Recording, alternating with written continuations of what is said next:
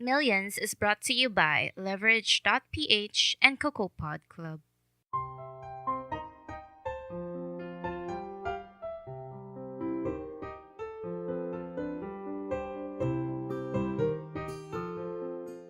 Hi guys. So again, this is Camille and this is Millions, an in-depth discussion of business and personal finance for millennials by millennials.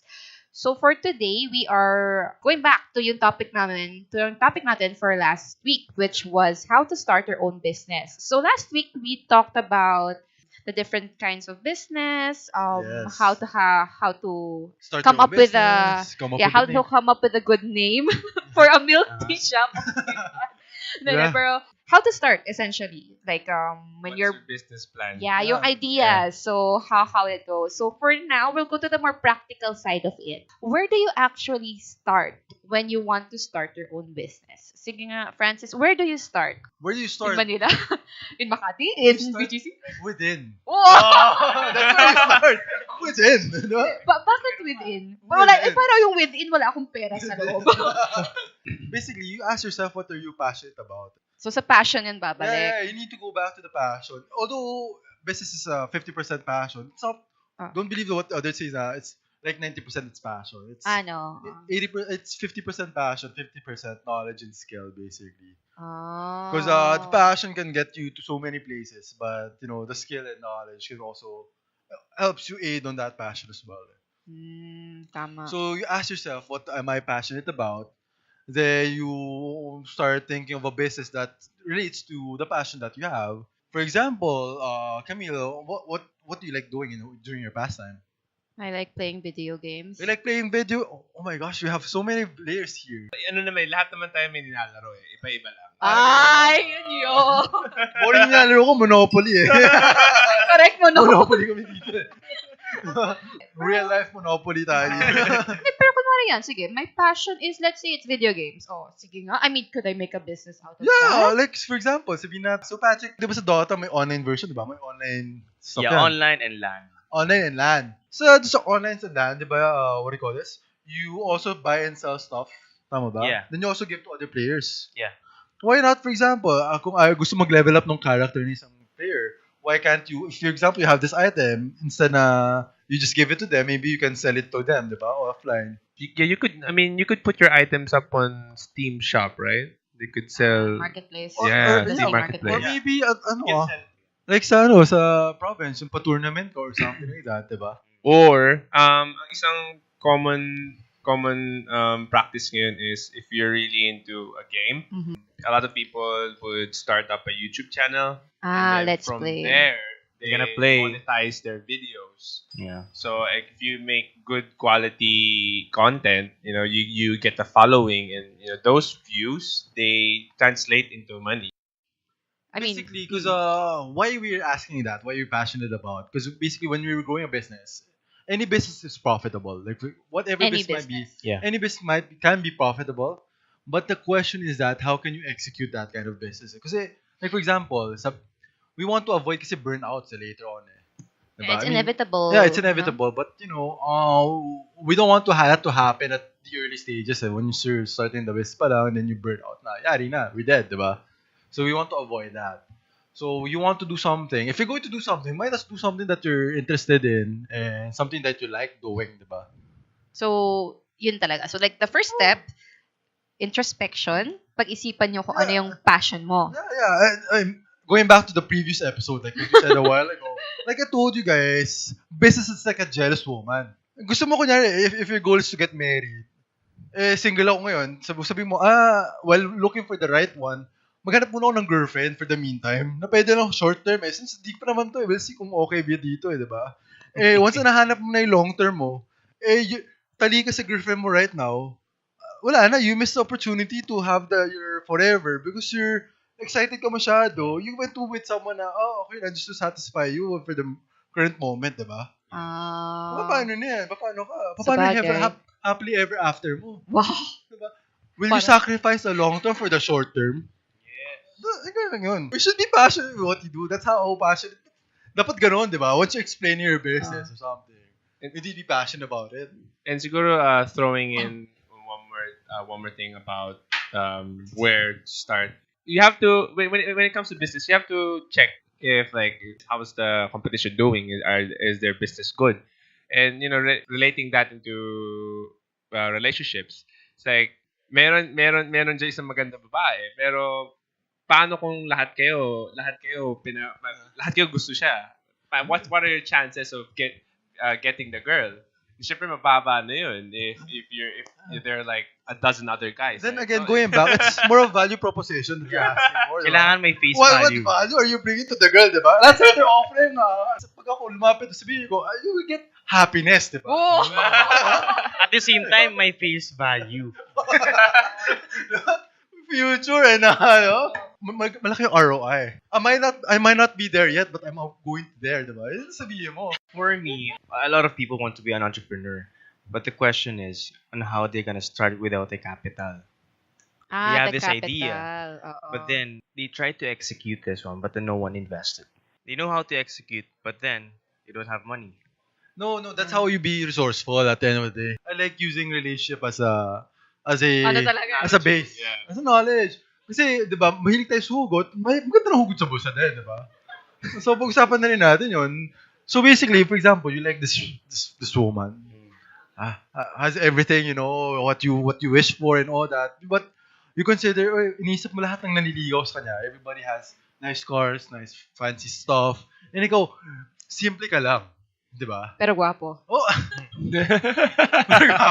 Simple ka lang and all, di ba?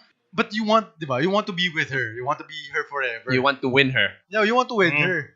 So what's going to stand out is your value proposition. The money will come after once you have that value proposition. Pero Francis, what is a value proposition? Why people would go to you? It's like, for example, why would they go to Camille? Why would they go to Daniel? Because I know Daniel's good with finance, in terms of managing finance. I go to Daniel.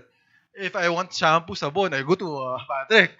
So pala, basically, what's your branding, diba? That's the reason why people go to. That's your selling point, eh. So basically, you need to know that if you go with me, this is what I can give you. This is your problem. I can solve your problem, diba? Your problem right now is you're looking for the right one. I am the solution for you, diba? Diba? You're the problem and I'm the solution. No, I'm just exaggerating. But basically, that's just making it to just portion, right? Pero yeah, that's a fair point din naman. Like you mentioned competition. So yeah, you definitely have to know, you have to have something different that sets you apart. That makes you stand out. Yeah, so basically, in terms of the finances, once you know, maybe once we have recognized the problem, you get the solution. And that's when you start looking for other options already.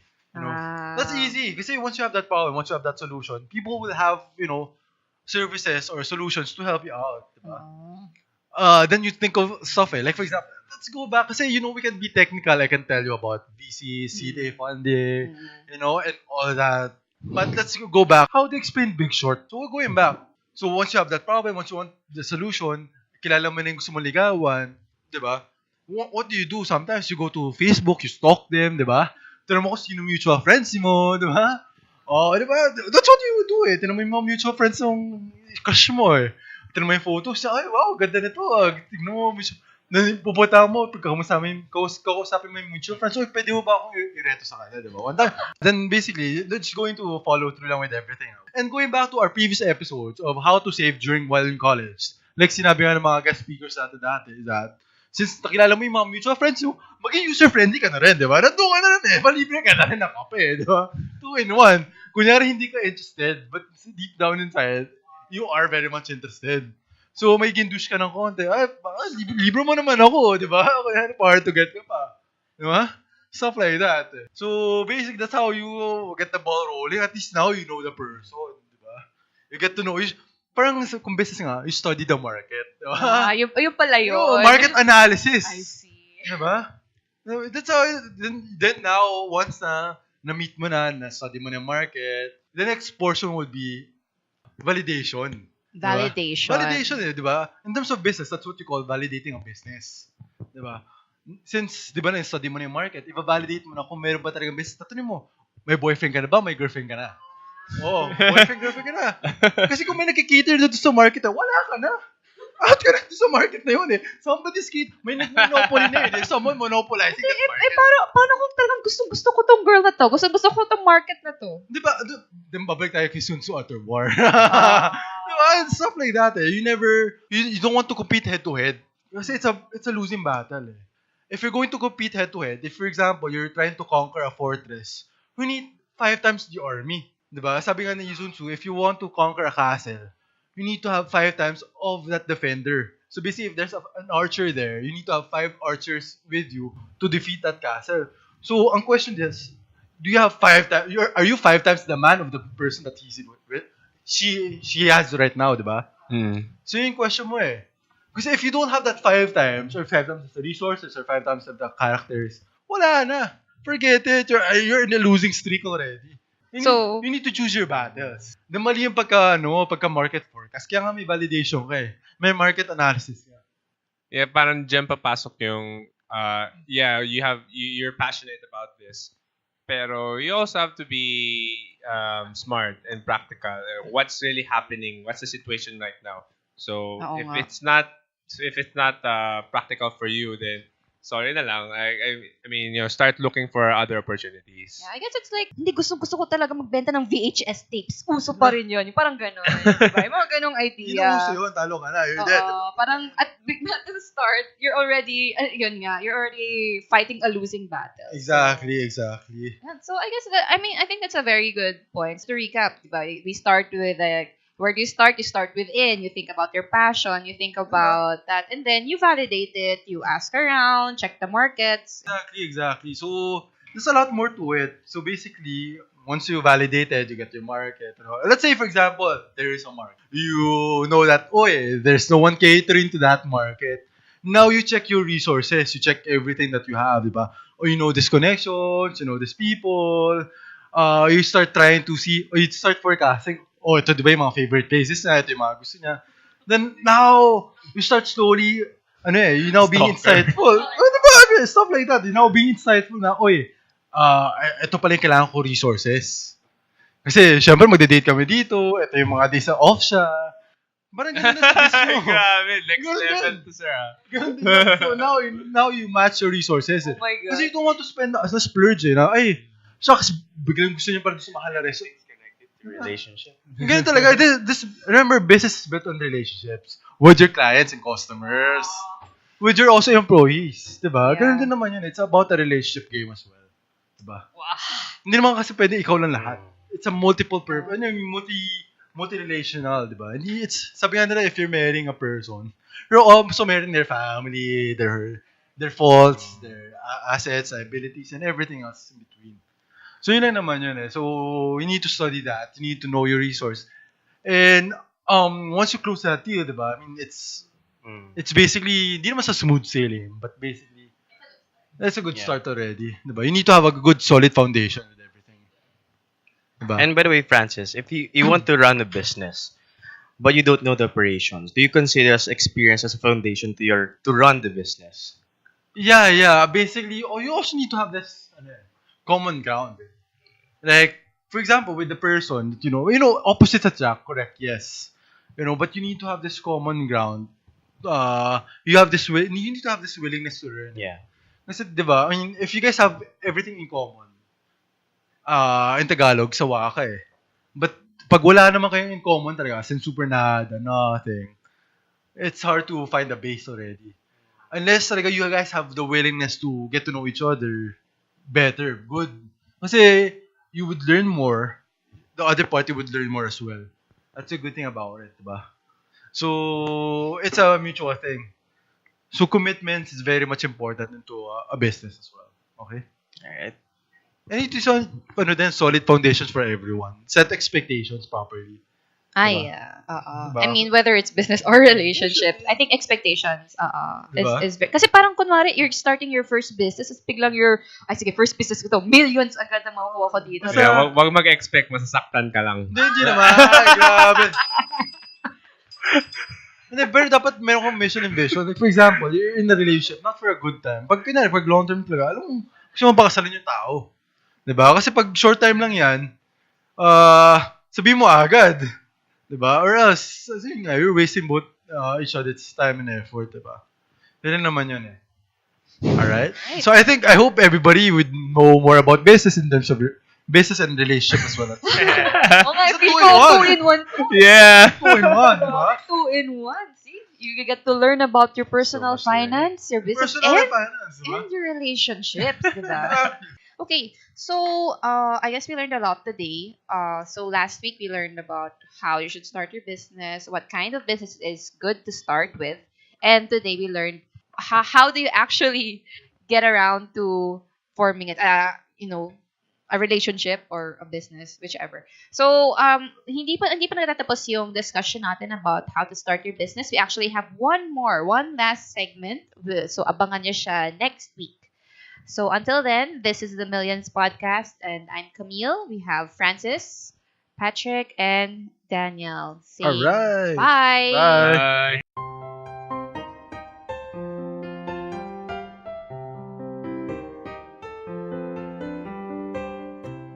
Millions is co-produced by Francis Dolojan, Camille Rodriguez, and Ain Ong, in cooperation with Leverage.ph and Cocopod Club. The music in this podcast is Open Those Bright Eyes by Kevin MacLeod of Incompetech.com. For more information about this podcast, visit www.leverage.ph or www.cocopod.club.